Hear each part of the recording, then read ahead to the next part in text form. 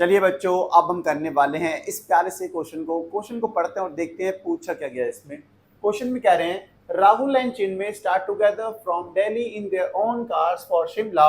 Rahul drives at an average speed of 60 kilometre per hour and reaches Shimla in 9 hours. If Chinmay drives at an average speed of 54 kilometer per hour, how much time will he take to reach Shimla? Rahul और चिन्मय क्या करते हैं, दिल्ली से अपनी अपनी cars में शिमला की ओर निकल पड़ते हैं। अगर राहुल की कार की स्पीड 60 किलोमीटर पर आवर होती है तो उसे 9 घंटे लगते हैं शिमला पहुंचने पे। बट अगर चिन्मय की कार की स्पीड एवरेज स्पीड कितनी हो, 54 किलोमीटर पर आवर हो, तो उसे कितना टाइम लगेगा शिमला पहुंचने में, ये आपको बताना है। ये इन्फॉर्मेशन जो मैंने आपको बोली अभी तो समझ में नहीं आई होगी, सिर के ऊपर से गई होगी, बट अब टेबल के थ्रू इसको समझेंगे तो बहुत ही आसानी से समझ में आ जाएगा। बस ये बनेगा हमारा प्यारा सा टेबल। ठीक है, ये बॉक्स बना लिया हमने। यहाँ पे देखो स्पीड की बात कर लेते हैं, कार की स्पीड की बात कर रहे हैं यहाँ पे, एवरेज स्पीड जो है, और यहाँ लिखते हैं टाइम जो कि लगता है। अब यहाँ पे पहले बात कर रहा हूँ किसकी, ये राहुल की कार है मान लेते हैं, और ये चिन्मय की कार की बात कर रहा हूँ, RNC से लिख दिया।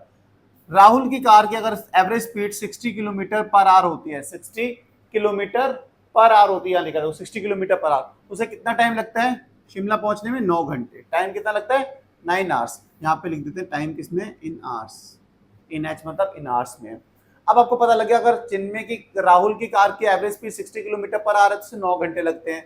चिन्मय की कार की एवरेज स्पीड अगर 54 किलोमीटर पर आवर है, कितनी, 54, तो इसको कितना टाइम लगेगा शिमला पहुंचने में, यही तो बताना है।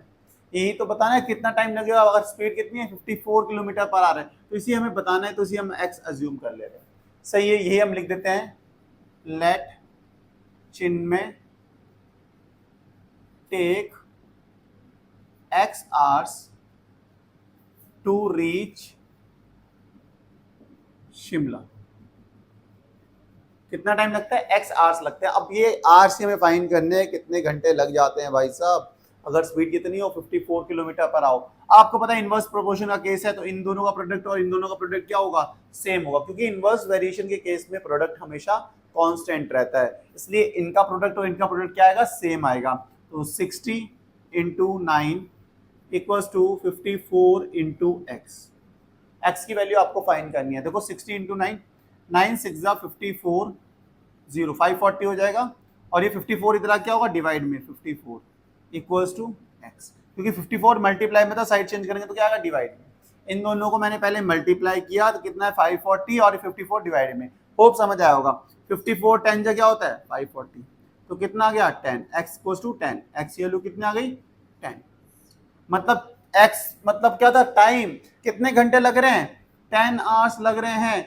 कितने आवर्स लग रहे हैं, 10 आवर्स लग रहे हैं शिमला पहुंचने में। अगर चिन्मय की कार की average speed 54 kilometre per our है तो कितना टाइम लगता है शिमला पहुंचने में उसे दिल्ली से, 10 आवर्स लगते हैं भाई, 10 आवर्स लगते हैं। कितना आसान सा क्वेश्चन था, होप इतनी आसानी से समझ में आया होगा। आया है तो वीडियो को लाइक, चैनल को सब्सक्राइब करना, नहीं आया तो भाई प्यार से कमेंट छोड़ना, आया तो फिर भी कमेंट छोड़ना। मिलते हैं नेक्स्ट वीडियो में, next video, bye bye, good night, take care.